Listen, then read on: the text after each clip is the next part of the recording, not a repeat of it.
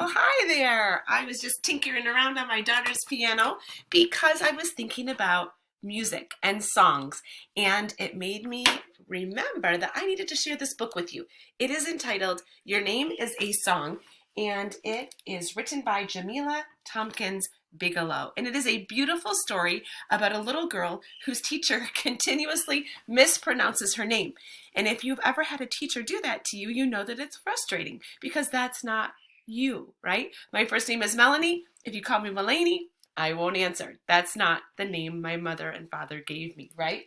So in this story, they walk through this town, and the mother talks about with the little girl all the ways that these names are lyrical or musical. So there are names in here that are African, Asian, Black American, Latino and Latina, and Middle Eastern names. And as they walk through the city, she talks about all the ways that the names are beautiful and teaching the teacher how to say the name correctly.